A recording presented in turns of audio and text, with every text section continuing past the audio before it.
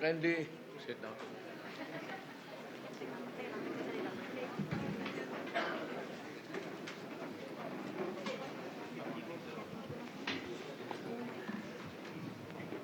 I think we have a program to follow. This is the one in front of us. So.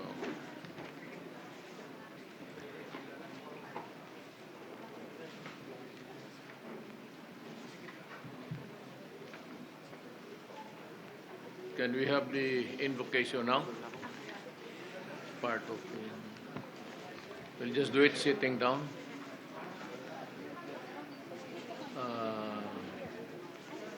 Who's going to do the invocation? For the invocation, this is going to be led by Mr. Joselito M. Castro, the Batangas Provincial Disaster Risk Reduction and Management Officer. Go ahead. Magsitayo po tayong lahat.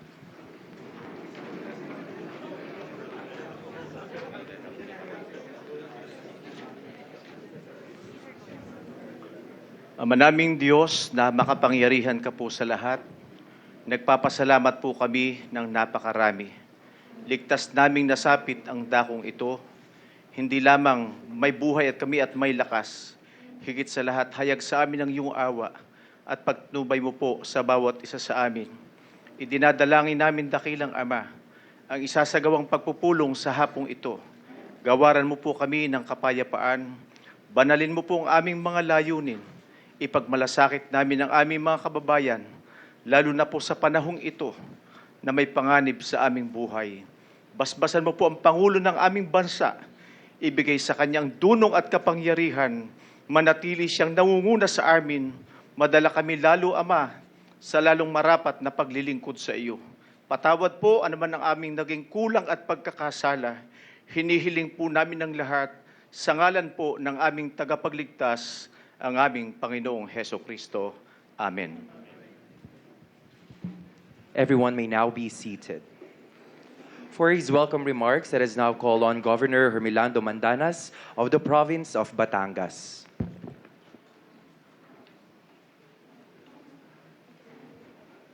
Sa ngalan po ng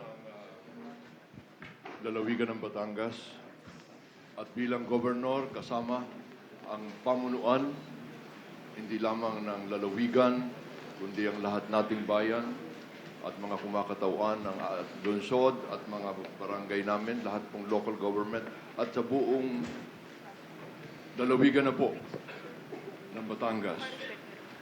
Gusto po naming bigyan diin ang aming napakalaking galang, our great respect to our President in leading this particular meeting, which is really an expression not only of this administration's commitment na tayo ay maka-Diyos, makabayan, makatao, makakalikasan, kundi nakita po natin na ito ay sinasagawa sa lalong madaling panahon.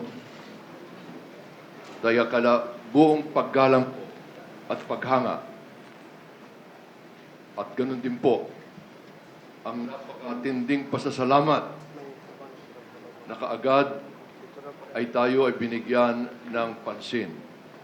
Dahil ang sakuna pong ito ay tunay na kahit hindi inaasahan, ay atin po namang na mangyari ngayon ay atin po naman itong pinaghandaan. Ang paghahanda pong ito, hindi po naman nagsimula lamang ngayon, noon pa po ito. Kaya't ipinakikita po na ating ibinabalita na hanggang ngayon, wala po tayong nalalaman, wala pong namatay sa ating pagsabog na hanggang ngayon. Wala po. At yun po, nagawa natin yung evacuation, pababahay, kung saan sila naroon, at yung evacuation center. At ganoon din po, wala pong nasaktan na ospital. Pero ngayon po, ay sa evacuation, nahahanda rin po naman at atin po ngayong nahaharap ang ating pananagutan. para maipakita po na tayo ay handa, meron tayong balangkas na tunay na magaganap. At nagpapasalamat po tayo sa ating mga first responder. Hindi po namin ito magagawa kung hindi sa tulong, halimbawa, ng ating Department of Science and Technology, sa lalo-lalo na ating Director ng PhilBox, si Director Renato Solidon, na simula lagi pong nagbibigay sa atin ng mga paalaala at kung ano talaga ang nangyayari dito. At nagmumungkahi na dapat namin gawin at ito po naman ay aming sinusunod. Yung po ang pinakamalaking tulong na masasabi natin dito. Nabibigyan po kami ng paraan upang mabigyan. Kaya't pasalamat po at ganun din sa mga kaagad na mga national government officials under our really compassionate and committed President Rodrigo Roa Duterte.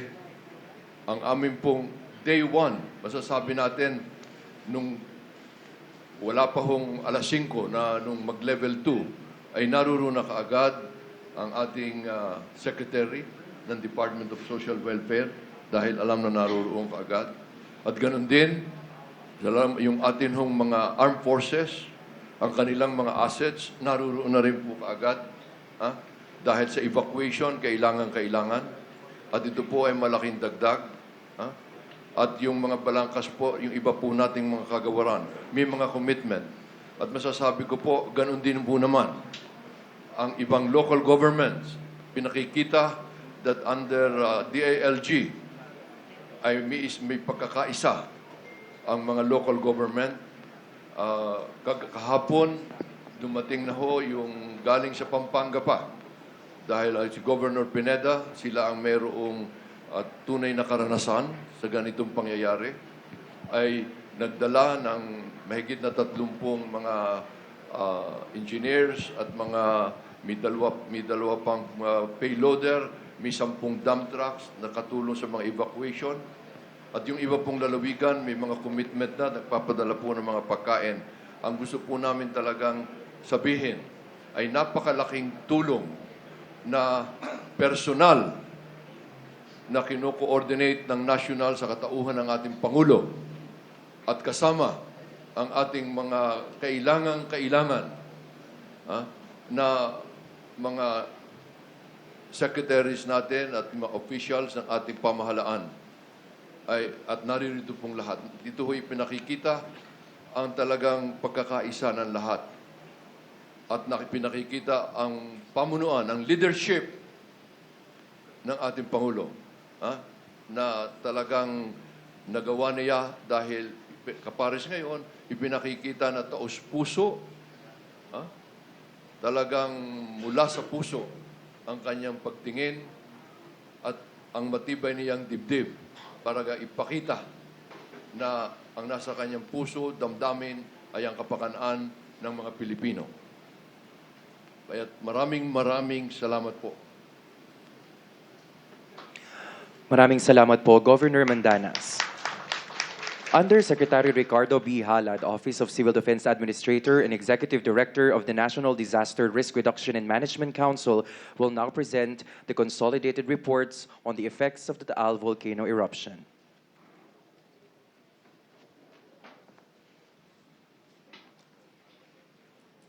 Good afternoon, Mr. President. This briefing aims to provide the President with a quick update on the effects and disaster response conducted in connection with the eruption of Tal Volcano last Sunday, January 12th. Shown is the scope of this presentation. Next slide. On the effects, shown is the snapshot of the effects of the volcanic eruption. Following the eruption, the volcanic ashes rained over the north and west area, north and west of the lake, Likewise, asphalts were monitored over Calabarzon, NCR, and even some parts of Central and Northern Luzon. Because of this, agricultural and housing damage, which are still to be quantified. And likewise, power outages were experienced. Also, we have to evacuate, as of this morning, a total of 8,724 families, composed of 37,116 individuals. This came from Batangas and Cavite province. Because of the risk of the asphalts, CAAP have to cancel 604 inbound and outbound flights to NAIA. And we also suspended work last Monday in all government offices in Regions 3, Calabarzon, and Mimaropa. Likewise, classes were suspended in 184 cities and municipalities in Region 3, Calabarzon, and NCR. Next slide. The disaster response operations. Shown is the breakdown of evacuations. In Batangas, there are 168 open evacuation centers, while in Cavite, 24, for a total of 192, hosting 8,724 families. Next slide. And the Office of Civil Defense immediately convened the response clusters at the national and regional level here in Calabarzon. We also provided some logistics and provided information and warning to the public regarding the eruption of Tal Volcano. The DSWD is leading the provision of food packs as well as some logistics shown. The DOH conducted rapid health assessment in affected areas, also provided masks, medicines, jerrycans, and other items, and disseminated health advisories to the public. The AFP and PNP provided assistance in the conduct of the evacuation through the use of their transportation assets. Also, the Bureau of Fire and Protection assisted in the evacuation operations and conducted flushing of roads and dredging of canals covered with asphalts. The Department of Public Works and Highways conducted road clearing in the affected road sections and also assisted in the evacuation of families. The Department of Education allowed the use of 22 schools as evacuation centers. Next slide. The ICT provided assistance on communications equipment, on communications and internet. And shown are the commitments and pledges of nearby local government units, Quezon, Laguna, the City of Manila, as well as some private organizations. Our recommendations, Mr. President, is the strict implementation of evacuation protocol, that is the observance of the danger zones, which right now is at 14 kilometers radius from the crater of the volcano. And there should be joint management of evacuation centers by the affected LGUs and host LGUs to be supported by the provincial and national governments. And we have to sustain operations, anticipating that level 4 may last 4 months. And Calabarzon being part of the priority regions in the presidential approved priority regions for additional evacuation centers in 2020. The LGUs in Calabarzon should identify suitable evacuation centers. This was already disseminated last LGUs and other agencies through the Office of Civil Defense. And the last recommendation is the relocation of inhabitants from Tal Island, considering that it is within the permanent danger zone and it is a protected area. Next slide. That's all, Mr. President. Thank you and good afternoon. Thank you. Thank you, sir. At this juncture, Undersecretary Renato U. Solidum Jr. of the Philippine Institute of Volcanology and Seismology will provide updates on the Tal Volcano. Good evening, Mr. President. What I would like to present is a timeline of what happened in Tal Volcano and why the activity was so sudden compared to the slow ramp-up of other volcanoes like Pinatubo and Mayon. I'd like to present also the analysis of what's going on beneath the volcano and the possible impacts. And later on, Secretary De La Peña would mention the recommendations of the Department of Science and Technology. Next slide. Tal Volcano manifested its abnormality March of 2018, and by March 28, 2019, we have raised the alert level to 1, which would mean that the Tal Volcano is showing abnormality. However, since then, there was no ramped up in its activity. Shown on the screen would be 2 slides. One on the left is the earthquake. If the line is straight, there are no earthquakes. If this record is from Saturday 4:30 in the afternoon to Sunday, January 12 to 4:30, and you would notice, but before 1 o'clock, there was no significant earthquake event.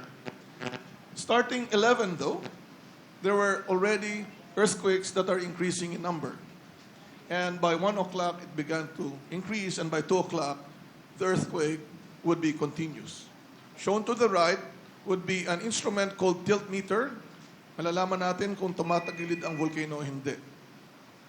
There are 2 lines, the blue and green colored lines. When they meet, that would mean that the magma is ascending very rapidly. The red line there, which is vertical, is 1 o'clock. And you would notice that after 1 o'clock, the 2 lines met, meaning there is rapid increase of magma. Note that the explosion of Tal Volcano started 1 o'clock. Next slide. This would show the time lapse of Tal Volcano captured by the IP camera inside the crater. And before 1 o'clock, there was no activity. And suddenly, we saw increased steaming. By then, we decided to increase the alert level 2. And our staff at Bocota Lisay called the barangay officials in the volcano island to evacuate because we will recommend preventive evacuation. After that, there was a rapid increase in activity as magma rose towards the surface, boiling the water and creating more eruption, hence destroying the camera inside. Why was the activity so sudden? I would like to use the analogy of cooking rice. If we are cooking rice, when the water is being boiled, the steam would try to lift up the cover of the pot. And when you lift the cover of the pot, suddenly the steam would rise. So essentially what has happened in Tal Volcano was that when there was explosion driven by steam blast, it took the pressure out of the crater, and the magma, since it has a high pressure, suddenly rose to the surface. And that started the stronger eruptions, which lasted early on, later in the evening of Sunday. Next slide. This would now show you the time lapse of the camera in our station, and you would notice that the eruption became higher and higher. That meant that the magma was getting close to the crater, boiling so much water and exploding the water and the magma. Next slide. By evening, we already know that new magma has reached the surface, and by early morning, we can now see red flashes, which is essentially what we call lava fountaining. Lava is being thrown out of the volcano. starting Monday morning. Next slide. So what we now see in the volcano is somewhat decreased eruption activity. However, by past 6 o'clock in the evening, we began to record a lot of earthquakes. Since January 12, we recorded more than 2,000 earthquakes in the area. And that was the reason why we increased the alert level from 3 to 4 by 7:30 in the evening. These number of earthquakes are due to the fact that fissures within the Tal Volcano area are being pressured by the magma moving up towards the surface, causing this to move.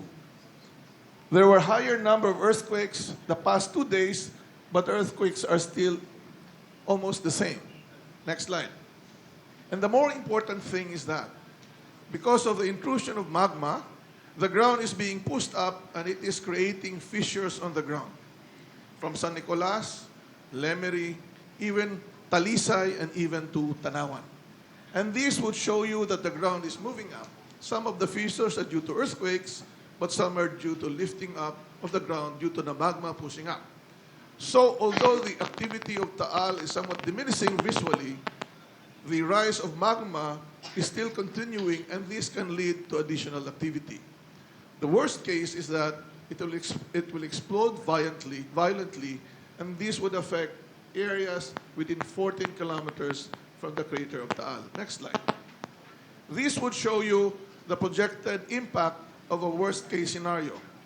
The orange areas are the areas that will be affected by what we call base surge or pyroclastic density current.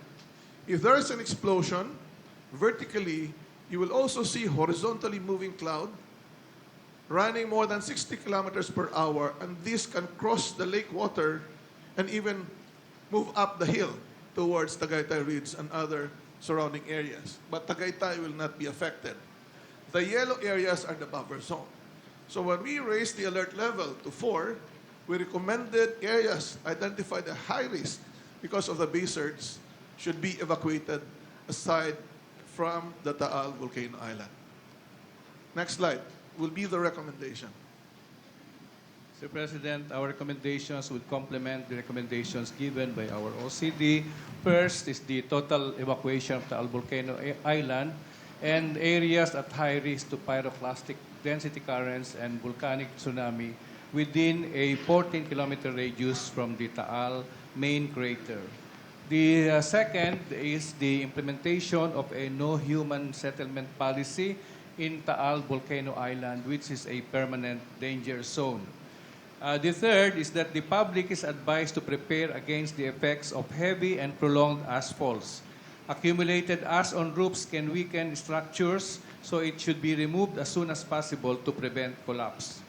The fourth is that civil aviation authorities must advise aircrafts to avoid the airspace around Taal Volcano and areas that may be affected by ash cloud. And lastly, we recommend that we should finalize hazard-sensitive land use plans for the towns surrounding the volcanoes. Thank you, Mr. President.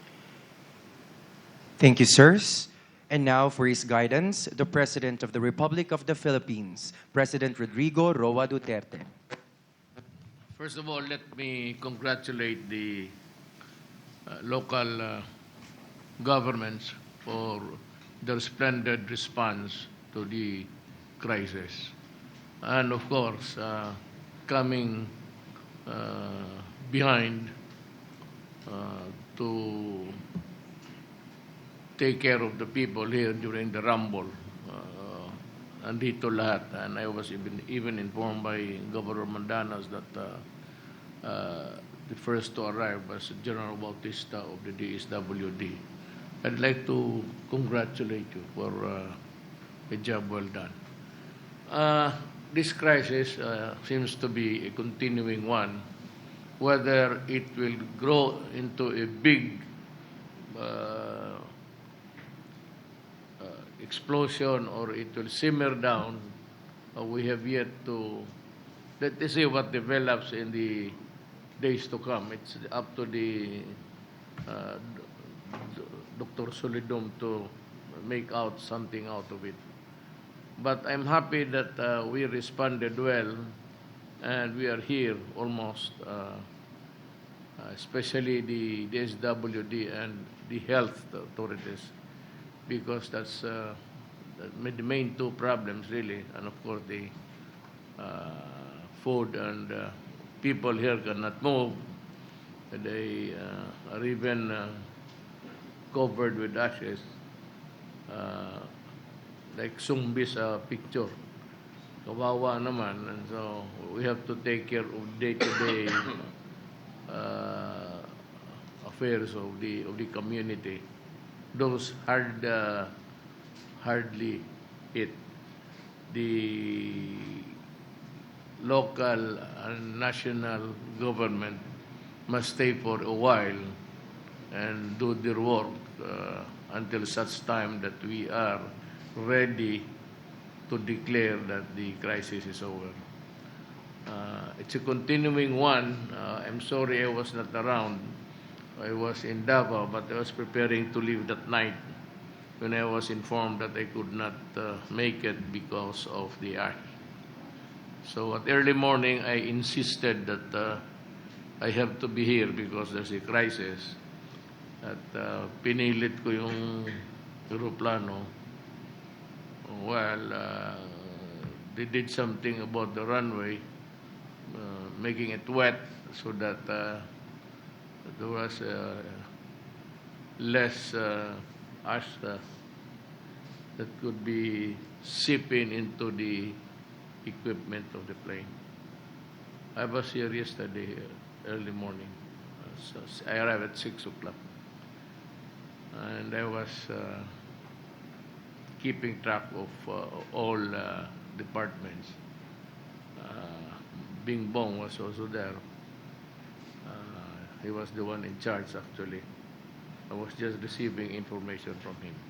From what I've gathered until now, what I saw when I landed, I am really very pleased, very happy that all agencies are here on hand and trying their best to do their best to help the community. Batangas has always been, well, historically, every time Tal nagwawala yung buang na yan, Batangas and the peripheral local governments, places, the communities are the first victim. And so it is not a surprise, but nowadays, I was informed, I was reading some materials last night, that there seems to be an eruption of volcanoes around the world. And so we are no exception. Ours is the biggest, Mount Apo. You can see it in early morning. It's a very scenic view. But if it will explode, it will. I hope we'd have a hard time to run to the sea to swim. Malaki yan. If you've been to Davao, early morning makita mo yan. It rises very tall in the horizon. Ito naman ito, but you can never can tell. Actually, volcanoes are very deceptive structures. It might really look small, but you would never know how big it is, what's boiling inside in the bowels of the earth. Or it could be a big one, but quite docile, like the Davao. The last explosion was centuries ago. We're a bit lucky. But Tal is the noisy one, and maybe you have failed to make some offerings there. You should go there and say a little prayer and offer something. Let's go by the primitive way of doing it, just like what our forefathers were doing. You make some offerings. It was true then, but it might be true now. Well, we are a Christian country. We believe in no other power than God. But you know, alongside with God, ito yung may mga ari ng mga bulkan, yung the Mount Makiling. We have been to Peru. It's a sacred. They say that Peru is. We've been there, but I didn't have the time to go around. But you guys who went with me during the was it the epic? Yeah, it was the epic. I was just a little bit off my because I didn't like Obama, and he was there sitting in front of me.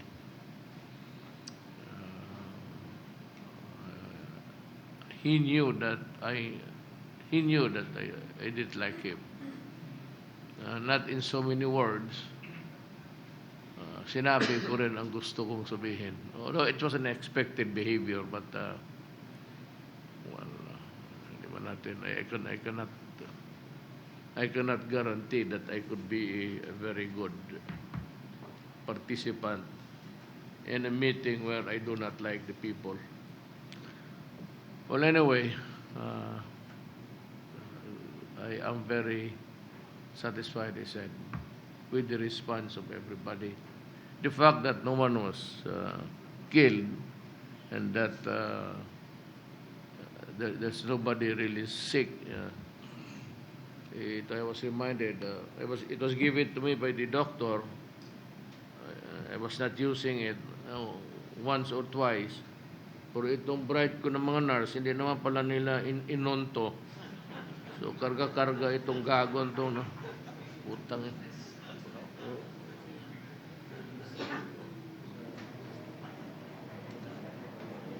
I'd like to kill her, but I need her very badly. She's my friend, she's my enemy. Every day we quarrel. Kalabang ng buang na yan. Pero she's the one that's taking care of me. Matter of fact, she's the one who can enter my room. She's the only one. So, nandito lahat. Health, sigurado yan. The immediate and urgent need would be the health people because yung respiratory ayaw ko yan, masakit sa ano, just like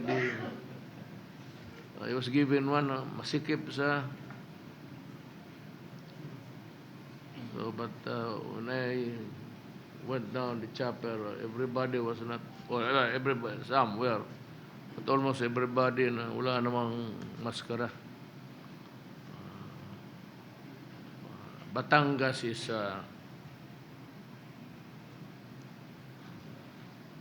I'd like to say something about the Batangueño.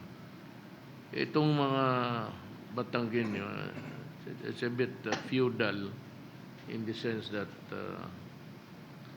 they look upon the leaders hindi naman as lords, as drug lords. Pero marami pa rin nagpaiwan itong mga putang ito. Hindi lang. Marami pa dito. You have this obedience and respect for your elders, especially the elected official. Maganda yan. That's a good sign that we can have a good response from the inhabitants, from the community, whenever it is needed. Just following the recommendations, and they are all approved because I approve it because it is good for the people. This is an issue of public order and security and an issue of health. So those are the ministerial functions of government. To come up with measures to protect public interest, public safety, public health, yan. Then the health people and sa pagkain naman siguro, General Bautista is ready. I believe that he was the first to be here to answer to the call of duty. And everybody followed. So wala mang problema. I'd like to assure the local officials here that anytime you can always go and talk to the cabinet member. May mga bahay ba na nasira? Marami po at patuloy-tuloy pa rin po, Pangulo, Mayor, na talagang ngayon tuloy pa rin ho. Dahil po nung ashfall, bumigat po ang mga bubong. Kaya yung pong tremor, kapares po ng sinabi ni Director Solidong, tuloy-tuloy pa rin po.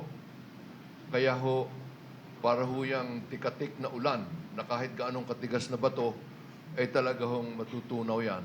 Kaya ho, yun ho nangyari. So, ngayon po, pagpunta ko po dito, meron pong mag-asawa, yung babae, at lagi ay kinuna ng blood pressure at na-tense dahil nabalitaan po na yung iniwanan nilang bahay ay bumagsak. Ano po? Ay sabi yun na lang ang kanilang pag-aari at ganon. Kaya po yung ngayon, sabi naman natin, tutulungan po natin. Yes. Yung pong ating mga karsada, delikado po ngayon dahil napakakapal ng ashfall at pag-ulan nga po nito, ito po ay titigas at dudulas. Kaya po, mabuti, nakikipag-usap po naman ako, halimbawa sa ating Secretary of Labor na meron pong budget para sa pagbibigay ng hanap buhay. Kaya makakatulong din po sa livelihood. Kailangan po nating alisin ang mga bagay na ito. At sa Department of Trade naman, nakikipag-usap rin po ako sa tungkol sa livelihood. Pwede ngayon po silang gamitin naman ito paggawa ng mga hollow blocks para sa ginagawa sa Pampanga. Pinagkayon po ay nagiging ginagawa po nating positive ito. Dahil kailangan po talaga, kapares yung nabanggit dito, ang nag-evacuate pong sinabi kanina, yung po ang nagpunta sa evacuation sites natin. Nagpagawa po, hindi lamang ang malalawigan, pati po ang mga bayan-bayan natin. Noon pa po. Kaya po, pati ho yung mga nasa isla na nire-recommend na ilang taon na pong wala diyan. Pinasimulan po, nagpabahay pa ho yan, pasimula pa ho, nung ang governor ay ang ating congresswoman ngayon, Vilma Santos Recto. Tinapos po natin sa ating term. Kaya po, mayon po ang mga mitigation natin. Pero yun po ang mga dapat pa natin gawin. Pati po yung response, katulong nga po dito, hindi lang yung mga pagkain, kundi yung pong aksidente. Hindi lang, pati po yung mga school, siyempre ganun din na nangyari. Kaya po, duktong-duktong at natutuwa po ako na talagang ang tulong naman po ay natin dito. At ang ating, siyempre po, bababa ang mga ilog at kuhan, ay kailangan po ang dredging. Yun po naman Kaya sabi, kinausap ko na po ang ating secretary, sinulatan ko po tungkol dito. Dahil we have to anticipate. Ina-anticipate po natin. At ito po naman talagang natutuwa po ako at nagpapasalamat dahil ang ating mga kagawaran ay tunay na ang pagsunod sa pagganap ng tungkulin ay hindi lamang dahil tungkulin, kundi nahawa ng ating Pangulo, Mayor, na talagang malasakit. Siyempre, nangunguna po, alam ko, si Senator Bongo, Batanggenyo ho kasi yan Kaya ho, yan ho, ang alam kong talagang naikot po yan, katulong po natin sa pagpapaalaala. Kaya, at nangako po naman lahat ang mga ito. At baka sila ho ang, kaya ito po ay ginagampanan natin. Iniisip na rin po natin yung recovery and rehab. Napakahalaga po dahil ang ating pong tunay na nire-recover dito ay hindi lang para sa lalawigan ng Batangas, hindi lamang para sa Calabarzon. Dahil ito po ay sa buong Pilipinas. Dahil kung atin pong iisipin, yung pong kailangan ng development, yung mga electric power, ang Batangas po, ang talagang, ang capacity 30% ng buong Pilipinas at 40% ng Luzon lamang. Mas malaki po ang aming electric generation kaysa sa requirement ng Metro Manila. Mas malaki pa po. Kaya kung ito po ay maapekto, hindi lamang ng bulkan, kundi lalo na po yung mga kasabay na yung mga kasabay pong mga lindol, ay ngayon po naririyan na. Pati ho ay talagang maapekto ang ating power, maapekto po ang ating communication. 65% po ng cable ng DIC na ginagamit sa ating mga internet, yung ating submarine cable, narito po sa Batangas, nasa Nasugbu, na ngayon po ay napakarami ng mga evacuees. At yung pong aming evacuees, hindi lamang po yung sinasabi na mahigit na 37,000, pero kung sa totoo po ito, ay yung po ay 5 times pa ho noon. Kaya nga lamang ang mga taga-Batangas ay meron po talagang yung pong extended family, yung unity po, yung sa mga ay talaga pong matibay. Kaya doon po sila nag-evacuate sa kanilang mga kamag-anak. Kaya yung po naman nakakatulong din. Nakikita rin po yung self-reliance ng mga Batanggenyo. Pero ganun pa man, kailangan po natin tulungan para rin sa buong, mas marami po ang nagtatrabaho dito sa Batangas kesa sa Metro Manila. Naririto po ang mga processing zone, yung Calabarzon as a region, Region 4A, mas marami po ang population, mas marami. At lahat po ito maapekto. Ang ating pong port, mas marami po ang nasakay diyan sa Port of Batangas kaysa sa Port of Manila. Almost 3 times po ang pasahero. Yung pong cargo, number 2 lamang po dahil yung Manila International Container Port. Kaya malaki po ang epekto nito. Kaya sabi nga po ni Director Solidom, ay talagang dapat bantayan at paghandaan. Dahil ang pinag-uusapan po natin ay hindi lamang Batangas, hindi lang Calabarzon. Ito po ay buong Pilipinas. Pag nangyari po ito. Power, from the point of electricity, our transportation, our fuel, even our raw materials for plastic, yung pong ating kaisa-isa ay naririto sa buong Pilipinas, ang ating JG Summit.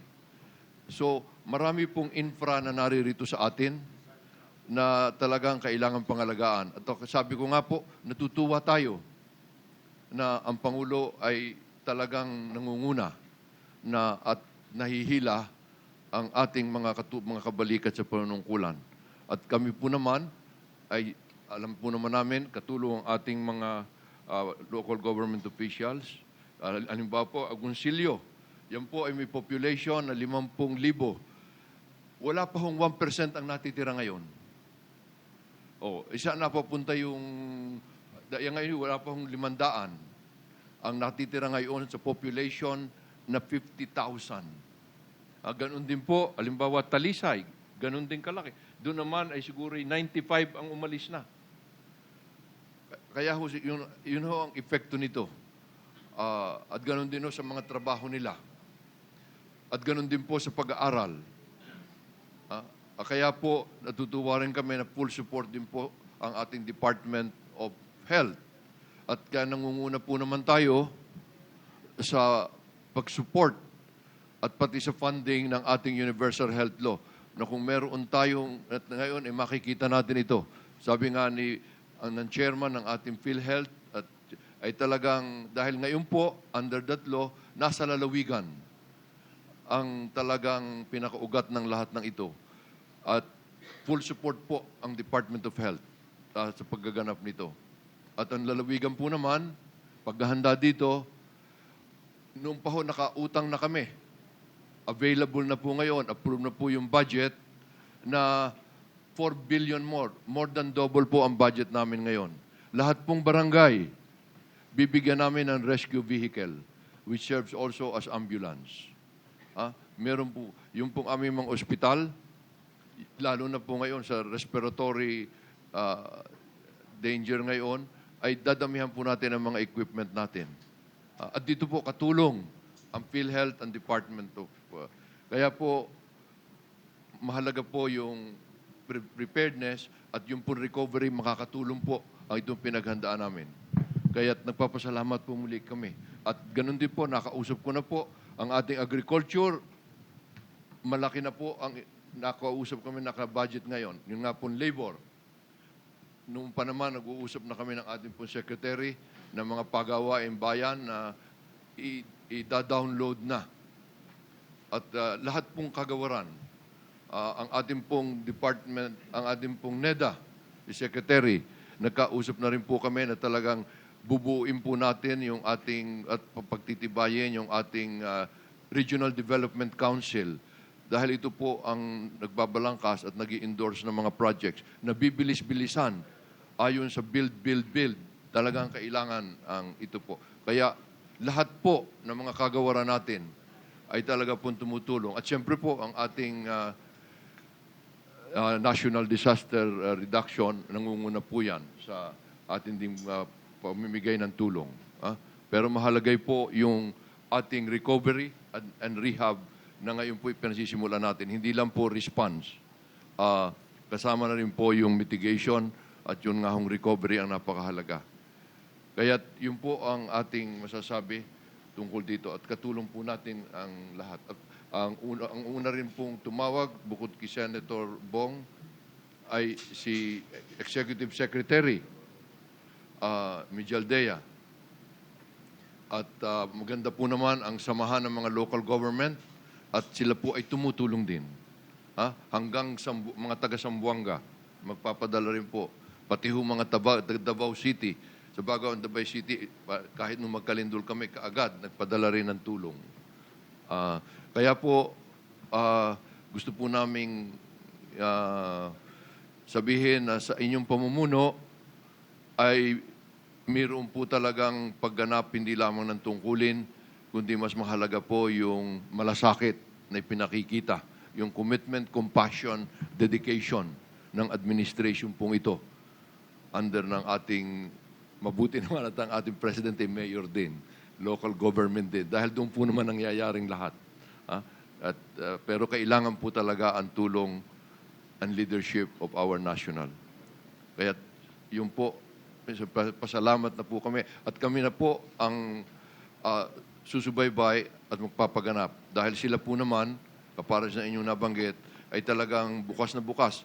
Volunteer ho ang mga yan, nagbo-volunteer. Hindi po ang mga yan kailangan pang laging volunteer po.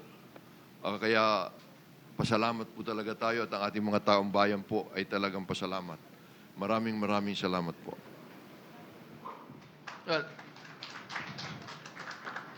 Let me respond to the governor by saying that all of us here in the national government, cabinet members and all, the military and the police, we are workers of government and we work for the people. Yan ho ang that's this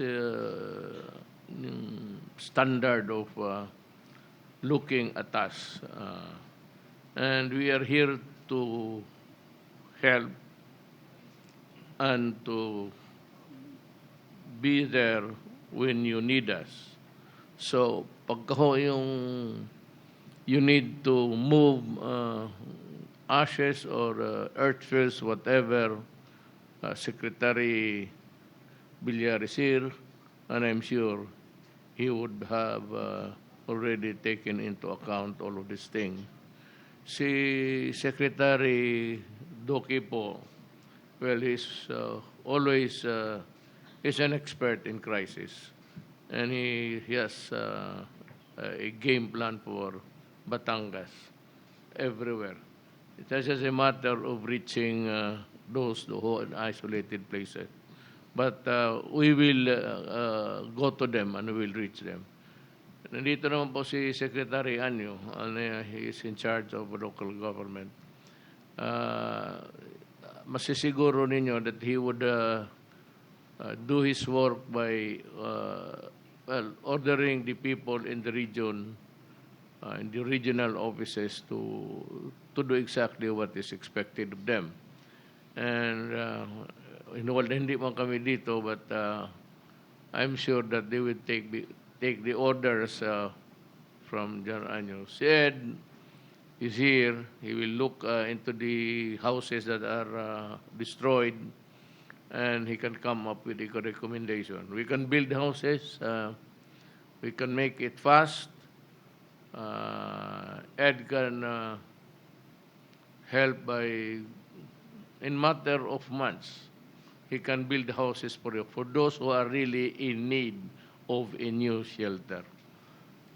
If it's just a matter of cleaning, then pag wala ho kayong tao, the Philippine Army is ready to do that for you. Wala ho kayong problema. Law and order, well, I think that this is not the time that itong mga, well, you have a problem here actually. Ang Batangas is a sanctuary for big drug personality. But that's beside the point of talking about governance. There will always a time for that. So, lahat ng kailangan ninyo, and HALAD is here to make the estimates. They will not leave the place until it is safe, until it's all over. Kung natapos na, and we think that it's safe, and Taal has died down, it has standing down, there's no more explosions to be afraid of, then we can start the work really. Linisin namin yung daan ninyo, Secretary Villar will do it for us. The health, we will be vigilant until such time that the danger has passed. The local government will function more efficiently because we will be in contact. Cellphone lang naman yan eh. Sasabihin lang ng secretary kung ano ang dapat gawin. But we would also be happy to receive your complaints so that we can act immediately. We want to work, I said, because we are workers of government. Do not look at us. Look, when you address me, when you write me a letter, do not place there Your Excellency. I will throw that letter to the basket. Garbage. You just address me as President or Rodrigo Duterte, period. I hate to. We are not in medieval times. We are no longer. We are not. That thing is a passé. It's only good for the bishops. But the President, I don't think it's an appropriate salutation when you address me. Nakukornihan ako. So when you write me a letter, just simply use my name, Rodrigo Duterte. Excellency is for royalty and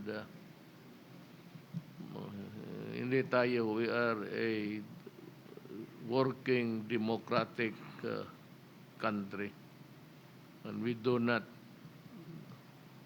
go overboard by addressing your president such a title. I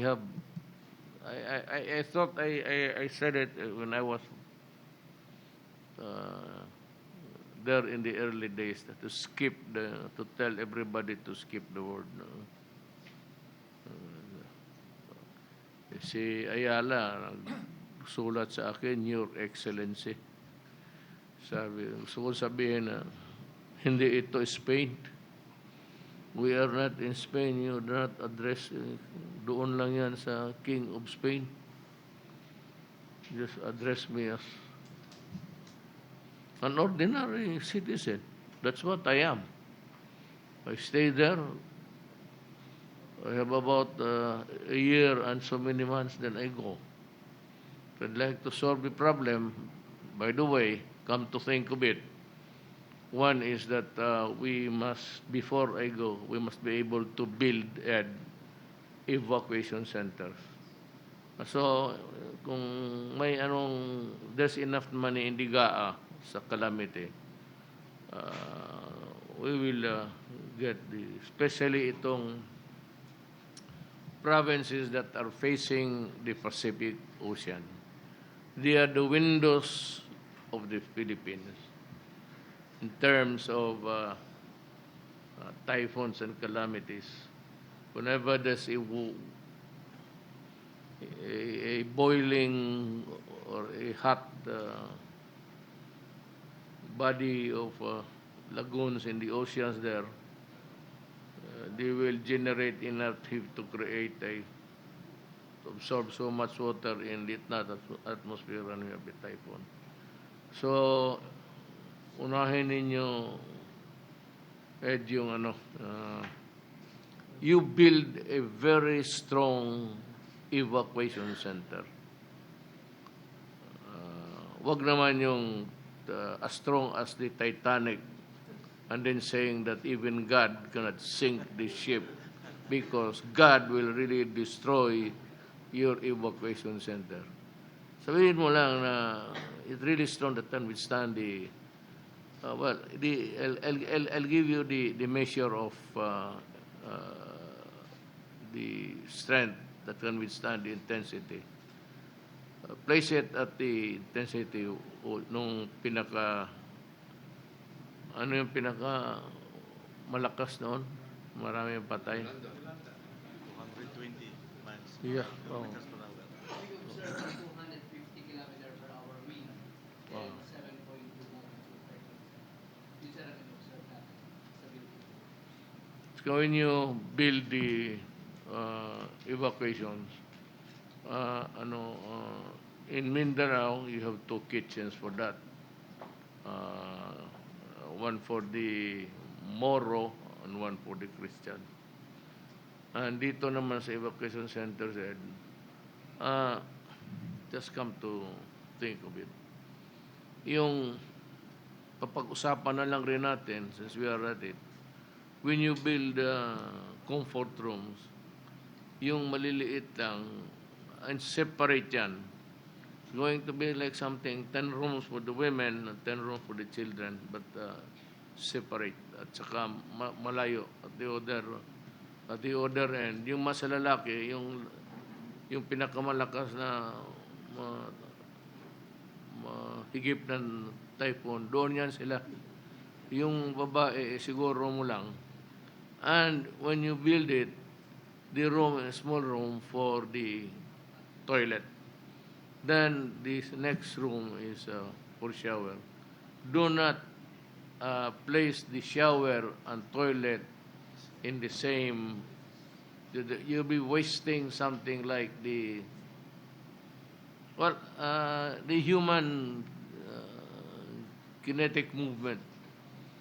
Kasi kung pag may naligo, hindi magamit, tapos maligo ka, may tumae, mabaho na, then you feel uncomfortable. So, yung mga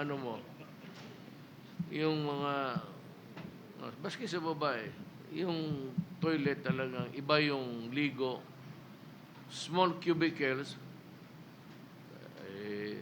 may typhoon bakit lagyan mo ng then yung the toilet. Ganon ang gawin mo para for everything that we do now, i-separate mo talaga. yung pangpilang pati pangpo, ibaling yung ligo. Kasi yan ang nahalata. Sa dormitoryo, gano'n eh. Dormitoryo kami nito, oh. Malayo yung ano namin. Maganda yung dormitoryo namin. Malayo sa... Ang problema naman itong mga putang ina, hindi nagagamit ng... Binibigyan kami ng toilet paper eh. Pero yung iba, pagkatapos diretso doon sa shower, maghugas. Hindi naman nalilinis sila. Not all the shit goes to the drain immediately. And when you may naiwan, ganun-ganunin mo pa sa paa mo.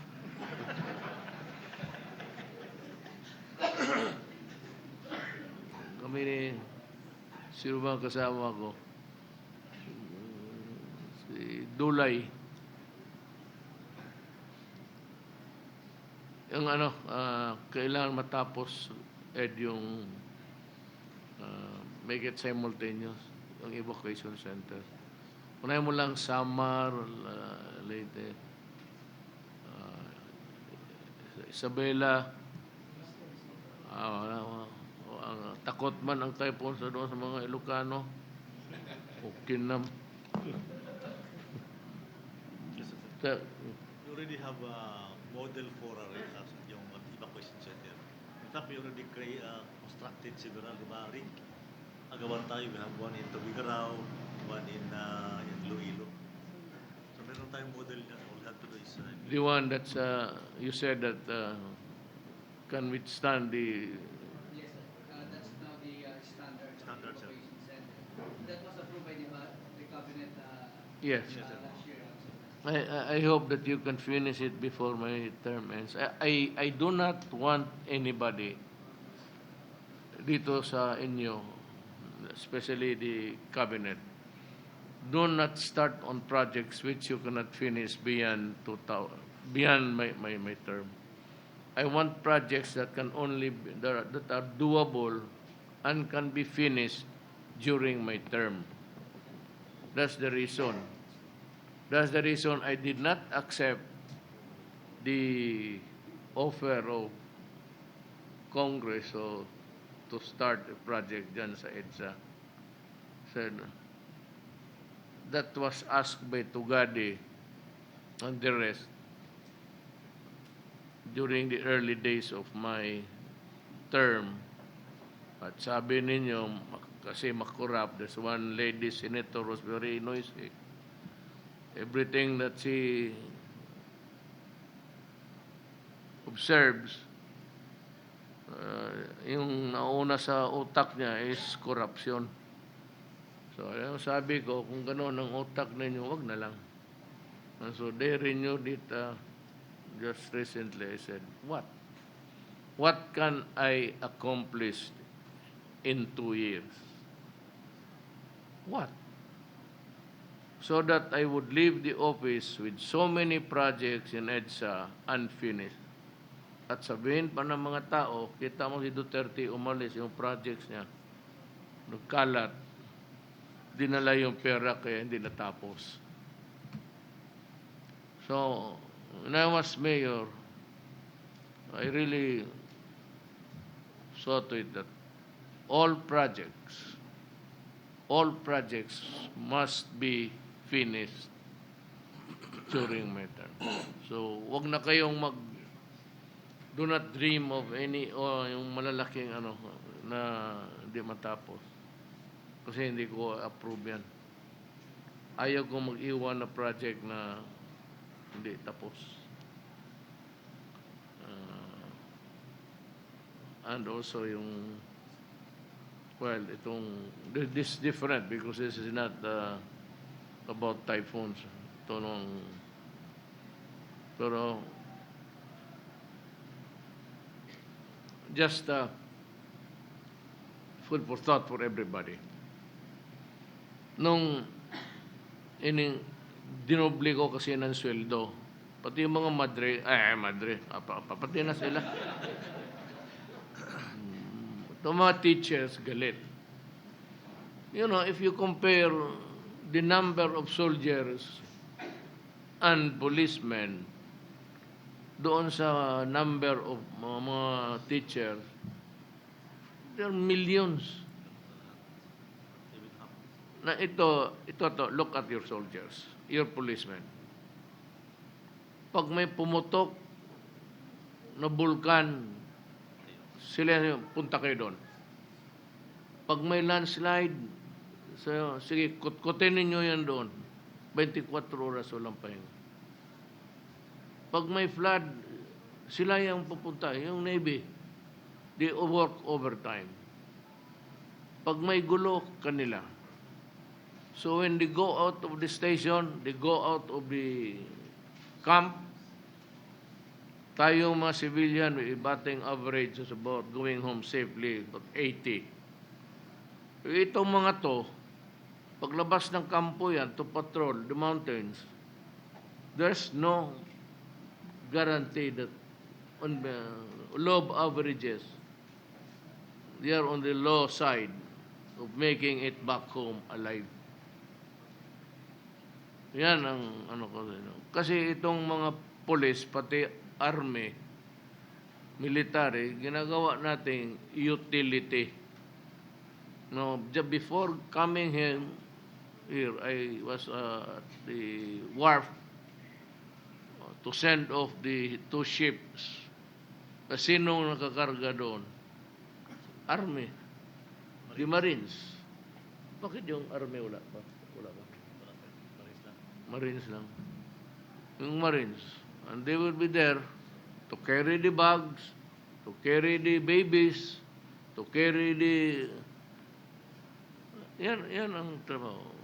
Hindi kasi nakita ng tao gaano ang sakripisyo ng military pati police. Sila yung pinapapagalitan, sila yung sinisigawan. Kung anong problema na you cannot solve, you call the police and call it. You do that. You climb there to the highest mountain and fix the thing. Kaya ganon.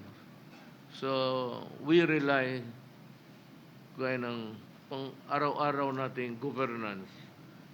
Yung utility boy natin is the police and the military. Remember that. Kaya na yung mga teachers na sumisigaw na hindi pwede, wala akong pera, gano'n kalaki. Kung meron lang, bakit hindi? Nanay ko, public school teacher. My mother was a retired school supervisor, public. Kung meron lang, at alam ko yung maghiram. Maghiram yung 5-6. Gusto talaga inyo tapusin? 5-6? Patayin ninyo lahat motor ko dito. Lahat. Sagasaan mo, barilin mo. Tapos ang 5-6. So the idiots will take over. So again, I'm warning everybody. Nandito sa do not be offended because it is true. I will not be imposing on you with this narrative kung masasaktan kayo. Ang Batangas talaga remains to be a red spot. Marami dito talagang gustong yumaman. Of course, mayaman ka. You get all the perks that life can offer, money. So it's going to be short-lived, at least during my term. Nag-warning na ako, so maybe in not so many incidents, malaman ninyo yan. And it's true because you are into drugs. Do not shit me with nakikita ako kasi yung bangko ninyo. Kung makita ko may bilyon-bilyon ka, saan mo kinuha yung putang ina yan? Mayor ka lang tapos may bilyon ka sa bangko. That's like in Bacolod. Marami nang namatay doon. Yung mayor ng Mabilog, kasi mayor Mabilog, rather, alam mo, tinawag ko na yun. Alam mo ninyo, tinawag ko na lahat kayo. Lahat ng mayor. Sabi ko, huwag kayong pumasok dyan. Putang ina, papatayin ko talaga kayo. Mabuti yan si Mabilog. Sabi niya kay Bong, galit si mayor sa akin, Bong. Sabi ni Bong, ikaw raw ang sunod. Putang ina. Gago, hindi na bumalik. No, ganito yan. Drug will destroy my country. I will not allow it. At least not during my term. Drugs will kill the youth of the land.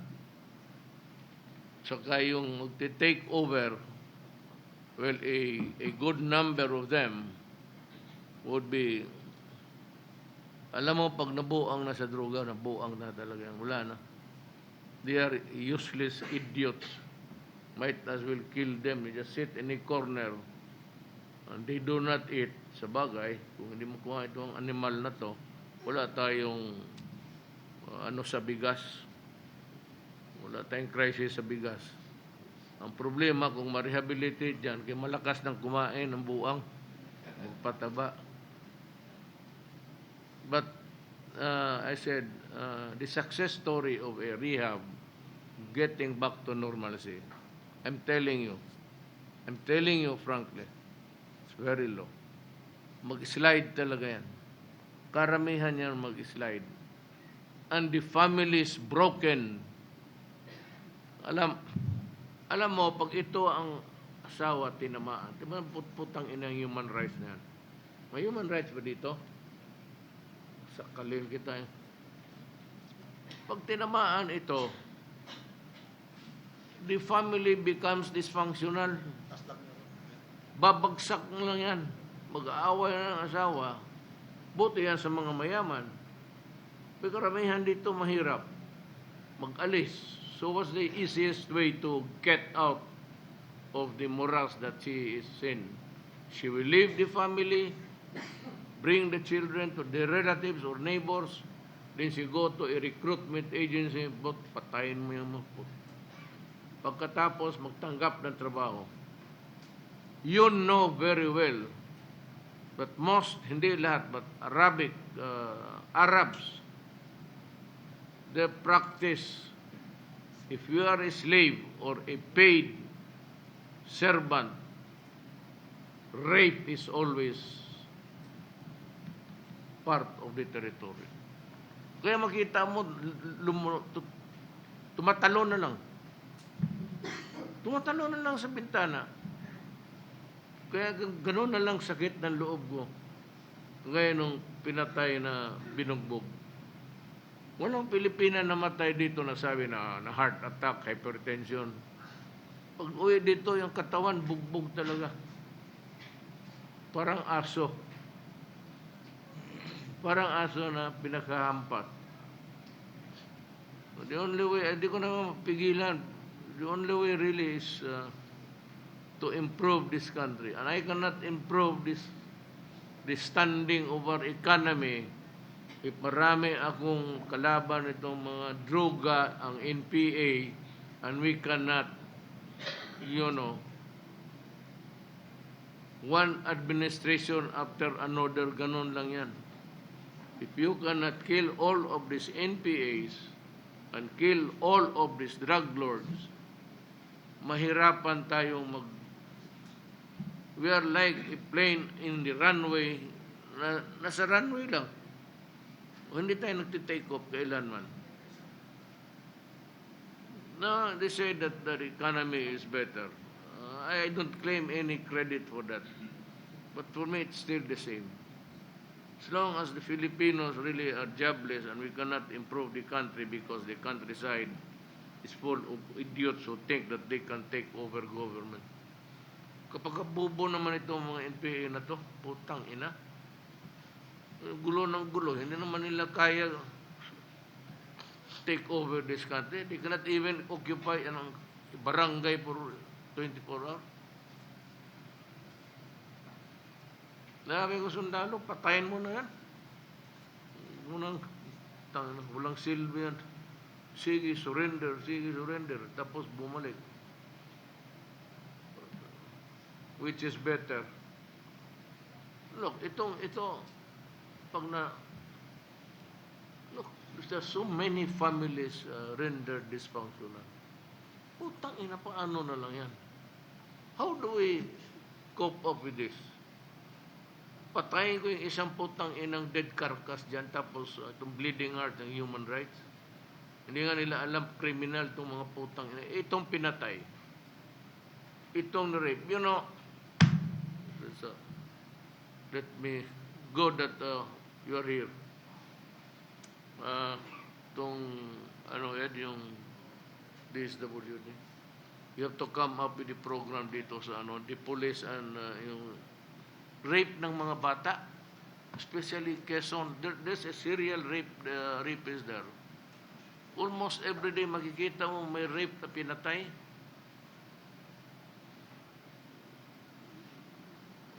Patayin mo na lang yung putang ina, ganun rin eh. Huwag mong hulihin, damputin mo, tapos huwag mong hulihin sa maraming tao. Damputin mo, patayin mo. Putang ina itong mga to. There's a, makita mo sa Quezon, on TV, rape tapos patayin. Almost a good number of these incidents happened in Quezon. So, pakitawag lang yung provincial, pati yung, come up with a surveillance system of government workers na just they have to go around and I hate profiling. I do not like it. But we are forced to do it. Wala mo ito mga walang ginagawang pasyal-pasyal tapos mag-rape. Pwede yan kung buhayin mo, putulin mo yung utin so that he will be sad all the days of his life. Just cut it off with the scissor. Hayaan mo.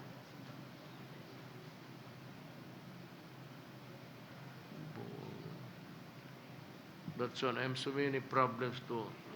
Nakalimutan ko sa helicopter, marami akong inisip. Pagdating dito, makikita ko magandang babae na wala na. Really, I love beautiful women. Sir. Yes. Sir, one of you have approved the recommendation a while ago, but Yes. I believe that we should, I strongly believe, recommend that we strictly implement the suggestion or the recommendation that the Tal Island will be declared no man's land. Pagkatapos pabalik ang tao doon dahil if there will be another explosion na more violent, I think all people there will perish in that island. So we'll have to depend heavily on. I know that you cannot make projections actually dito, unless there's an economic there's an activity there which can be seen visually, or it manifests itself with itong fume. But otherwise, kagaya ng earthquake, kaya ng earthquake sa Davao, hindi ako tumindig. Itong security ko, babae, sabi niya, sir, nag-earthquake na. Sabi ko, tapos, sabi niya, bumaba ka na, sir. Bumaba ka lang, huwag mo akong pakialaman, natutulog ako. Tapos, kinuha na yung katawan ko dito, hinatak talaga ako. Sabi ko, sipain kita dyan ngayon, huwag mo akong. Tapos sumakyat na yung mga security ng PSD na lalaki. Sabi ko, tama-tama naman ha. Sinabi ko, stop! Stop mo rin doon sa amin.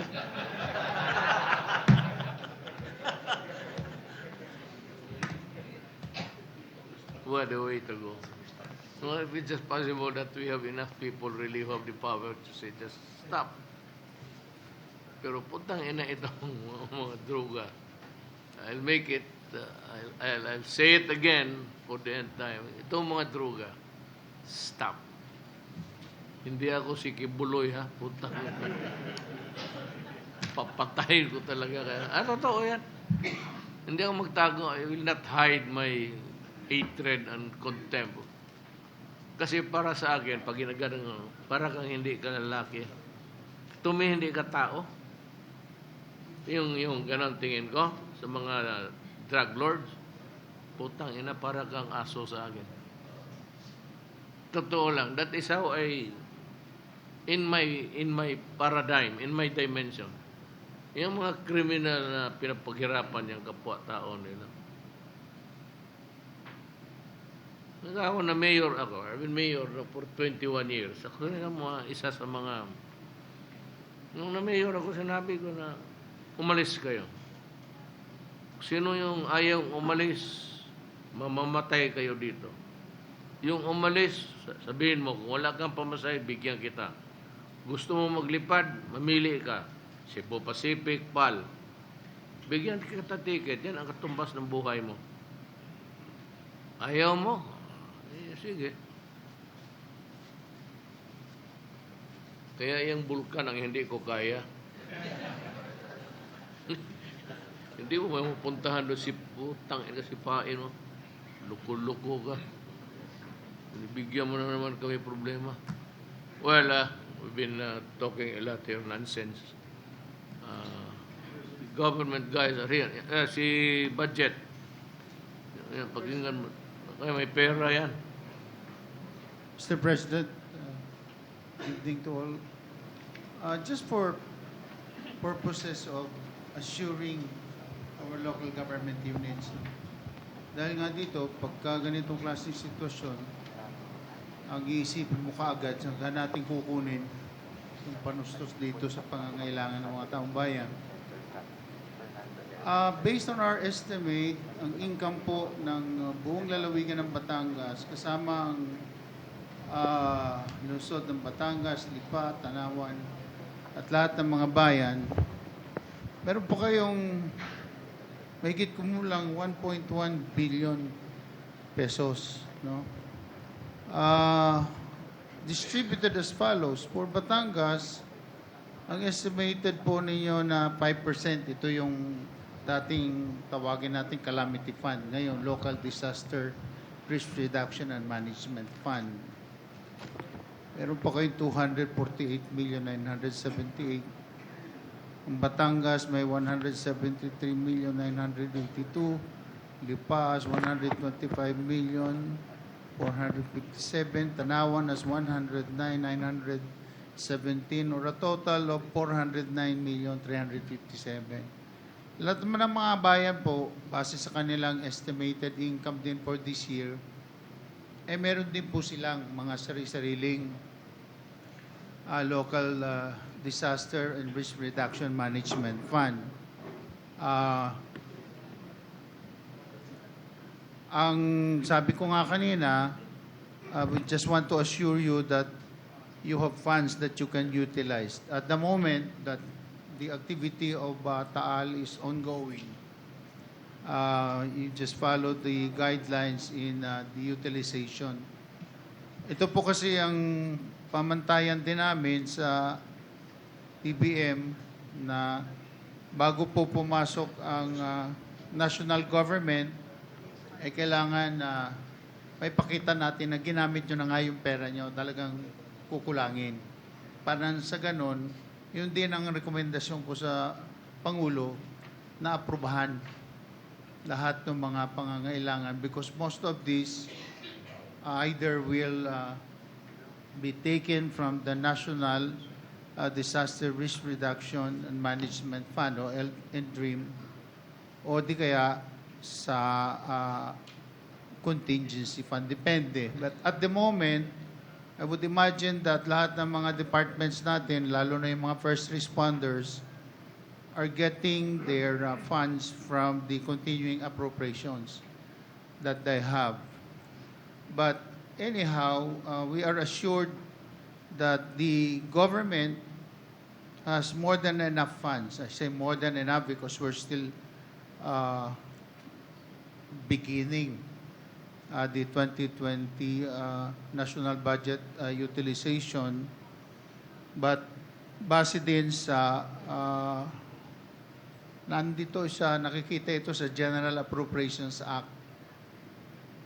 Ang DA may 1.5 billion, ang DepEd may 2.1 billion, ang DOH may 600 million, DND is about 250 million, DPWH 1 billion, DSWD 1.25 billion, NEA, yung National Electrification, meron din silang 100 million. And that therefore, we'd like to assure the people that the government is doing its best and managing the funds necessary to respond to all these needs. And as already stated, we will be consulting and securing the approval of the President in all of this, particularly in the utilization of the NDRIM funds. Ito yung sa National Disaster and Risk Reduction. So yung pong aming gusto lang na maparating sa inyo, wag po kayong mag-alala at base sa kautusan ng Pangulo, ay nakahanda naman po ang national government na rumismon. Del, ganito yan. May I interrupt you. Ito pera nitong na yung sabi nila, yung mauna muna sa kanila before the government will go in. How fast can they get the money and use it immediately? Pagka ho, base nga doon sa, una kasi ngayon relief and retrieval, etc. Sunod yung rehabilitation. So again, we will take the cue from, kung infra yan, from DPWH, kung housing yan, from DSUD. No? Ganun lang ho yan, Mr. President. But madali ho yan. What I'm really saying is, for the meantime, gamitin na ng local governments kung ano yung meron silang pundo. No? Para nang sa ganun, hindi rin mag-atubili ang national na, sige, sundan natin yan kasi kailangan gawin. No? In fact, yung mga first responder agencies natin, antimano, may naka-umang na yan ng mga assistance eh. So yan, ginagamit nila. Sa ngayon, wala pa kaming nakukuhang request for availment under the 2020. So I would imagine na continuing appropriations yung ginagamit nila. But eventually it will dry up and that therefore they will start requesting for release of funds, which we will really also respond immediately. So yun lang po, Mr. President. You know, I'm a very impatient man. Maybe defect in the character. But the universal complaint dito sa gobyerno natin is the grid, the long winding road of what you can get, but yung papel. Can you abbreviate the protocols, yung paano padalian mo. For example, if the request is there, mapasok doon sa logbook, siguro mga isang araw mo, lalabas na yan if it's there and if it's for the spending. When there is really need to inquire whether what are you going to do with the money and how are you spending it. If the purpose and the intention has already been deliberated or passed on, and it's a matter of just ang ng tao is yan talagang upuan yung papel. So, nandito man tayong lahat ngayon nakikinig. That's the including sa Secretary Villar. Meron rin ganun. So, I'd come up with a program or an executive order maybe fast-tracking everything. I'll just give a director about 3 days. Then beyond that, you have to explain to me why it took you so long to process the paper. Kasi yan ang the greed ang ano dito sa gobyerno. At tamad itong mga putang inan to. So I want yung papel, bitawan mo kaagad yan kung it's either if you approve it, do it. If you do not approve it, fine. Yung ano dito pala si RJ. Hindi kita nakita. I'll rumble on to another thing. Yung pulis mo to sa Quezon, sabihin mo sa kanila, ano bang, bakit araw-araw nire-rape na? There's a serial rapist or it has become something like, parang it's fashionable for these idiots to rape and kill young women. Sabihin mo nga, tingin sa kanila. Why? I am asking why. Bakit maraming ano? Bahala ka ng, you are the chief. You have to tell them to create, including itong DSWD. You have to keep track of the girls also where they're going. Itong mga police, they should have they can smell a rat a mile away. Ma-profile, you have to go into profiling. I said, I hate it, but you have to do it. Sana na wala na akong otherwise I'll go there. Daanan ko sila, tatanungin ko what's the shitting problem in this place. We have so many young girls being killed and raped.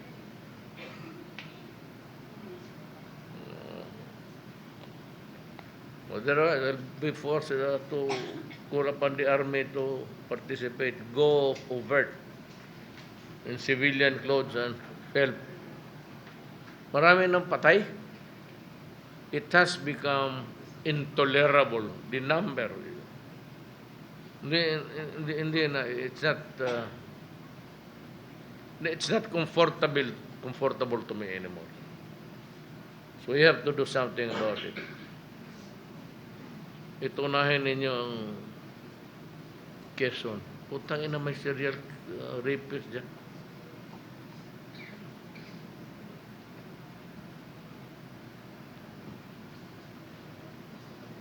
And anyway, in the next cabinet meeting, I will already be ready with the executive order.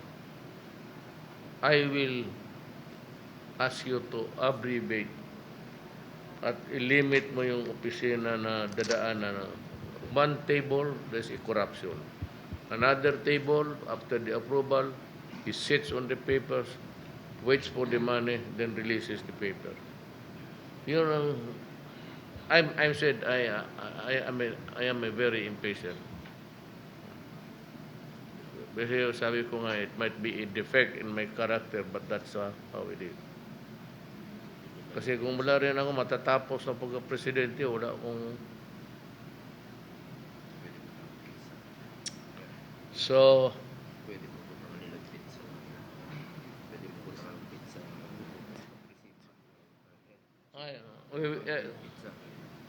I will require every department, all of you, cabinet members, ask the bureaus to have a logbook.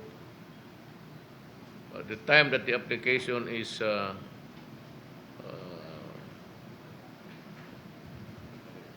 sa bureau, and they have the paper. Ganito kasi yan eh. Sabihin mo sa kanila, you write all the things that you need for a particular transaction or paper or document in your office. Ilista mo doon sa logbook when it was submitted. Then another logbook or across it is kailan lumabas. So I will audit it and I will ask the people to may 888 You name the department and the name of the cabinet member or director concerned, sabihin mo lang because I will read it and I can call the attention of the particular officer in government. Para talaga matapos na itong ano. Kaya pagka hindi, sa 2 months, 3 months, that's why it slows down and we're getting nowhere. And that is why the economy is really dragging, almost dragging on its feet. It's been sakit. Tapos tingin ko, little has been accomplished and yet the finish line is there. I can see it. I hope I can make it. Pero kayong mga Pilipino, since naumpisahan ko na lang rin, do not let it go. Maraming mga daldal, or the paid hacks, if you read so many articles about. But ang sinabi ko noon sa kampanya, yung corruption, hindi masyado dito sa custom, maliliit yan. Sabi ko ang corruption nasa taas. And it was really a sort of na I was elected, tapos these contracts which were hidden from the Filipino people, and it was only because of their greed. Kaya nung walang tubig, nagtataka ako bakit walang tubig. So somebody told me may tubig. So I had to check it with sa intelligence. Sabi ko, silipin mo nga. Rumeport niya sabi niya na may tubig. Kaya sabi ko sa Davao, putang ina kayo pag walang tubig pagdating ko bukas. Pagsasampalin ko kayo. Kasi alam ko may tubig eh. Maglilinya kayo sa rep ko, sasampalin ko kayo. And I will do it. Bahala kung ano sabihin ninyo sa presidente ninyo. Pagdating ko may tubig. So that started. Then the 7 billion that you are trying to collect. Puta na sabi. 7 billion, shit, I will not pay you even a cent. Nakita ko yung kontrata, ayun, pumutok. So hindi nila alam maging presidente ako. O akala nila that I will just also, they're reaping. They've been fucking the people since 1957. Billions, trillions. Yung tubig, water treatment, ilang putang ina sa bill ninyo, bayad ka, water treatment facility. It was a 1957 contract. Until now, there is walang isang makina. Walang hiya talaga itong mga mayaman. Totoo lang. When it rains, it pours. Sasagarin talaga nila ang... Hindi ko naman isabi lahat mayaman. Itong mga... Kaya sabi ko, I'm saying this because do not let it go. I may not able to arrive at the finish line. Baka hindi ko na maabutan yan. But huwag ninyong puyutin yan. Kasi sabi ninyo, naghingi kayo noon ng where's the big fish? Ito na ang hiningi inyong big fish. Ayala pati Panginiban. Pangilinan. Yon ang mga tao na walang ano ba yan sa Bisaya? Kapura. Yung walang insatiable. Walang katapusan. Sabi nila magkagulo. Sabi na, economy will go down. What can I do? Sabihin ko na lang, go ahead. Nandyan na yan.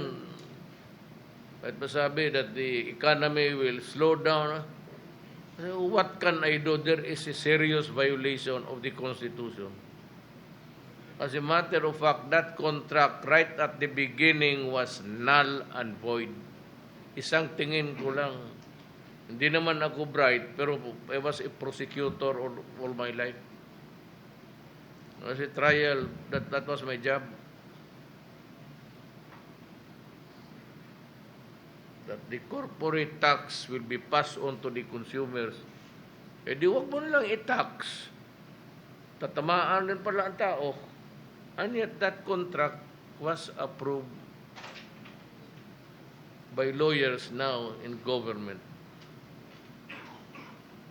I hope Drilon is not one of them. Kasi when I decide to, ididemanda ko talaga. I will file the charges of it's either plunder or syndicated style. Huwag kayong matakot. Maputol tubig. Hindi yung matakot. Putang ina, I will expropriate, nationalize ko yung tubig. I will take over. Eh, karaming military dyan na marunong. Simple lang man yan. We have enough technical people in the military to do it. Ito take over ko yan. Paghuhulihin ko sila. You know why? Until now, the crime is being committed. Kahit kayong mga abogado, it is a continuing crime.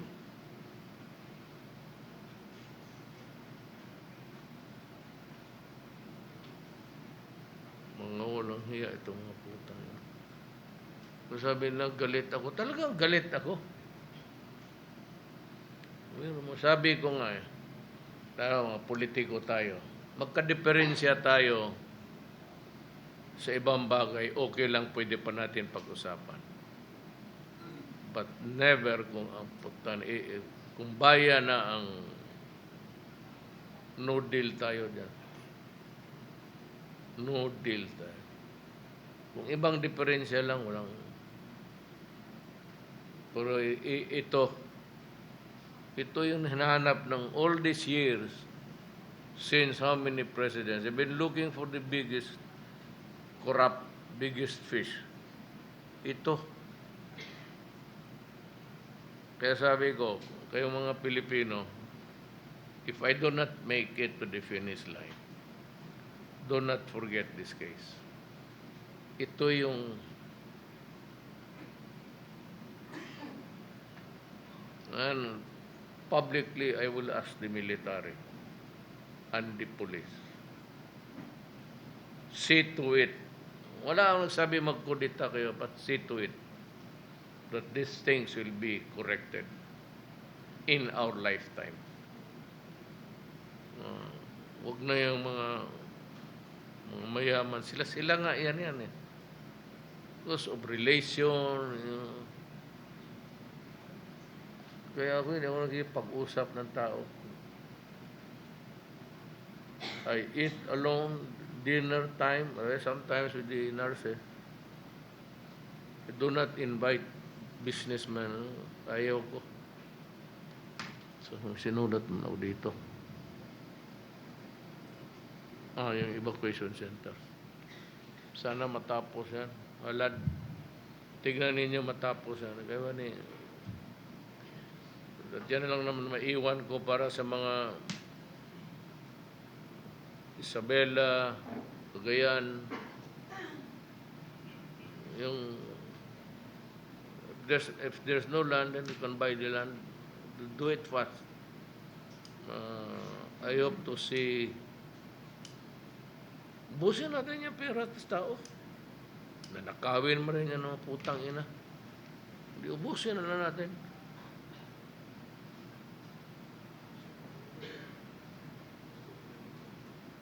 So, sorry for the nadadala lang ako sa kaya nga sa hirap-hirap natin may mga magdanakaw pa na puta kailangan natin ng pera. Kita dito water treatment 1957 hanggang ngayon wala. So, naawa ako kay Roy. Roy Simato is a very dedicated military. So, kilala ko yan. Ito sila. Ito, dumaan. Ed. Ito. Kayong dalawa, task force Davao ba, no? Archies from Davao. I know all of you. Malad. Kaya pulo military kasi madali kausap ng military.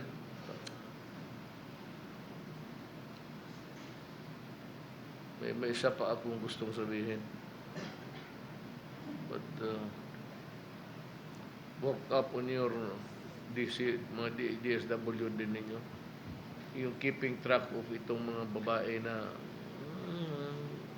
alam mo, usually yung mga mahirap. They are the ones na lakad-lakad dyan sa daan. Wandering, hindi naman vagabonds, but so it's the work of the policeman to work faster. Archie,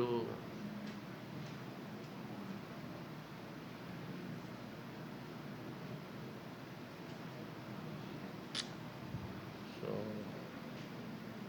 wala, text na itong katabi ko, mga heart ko, may puso na. Tangin. God damn it, Lorenzo. Are you at it still? Pupunta pa ako doon sa mag-distribute ako ng tulong. I don't know where. Maraming salamat po.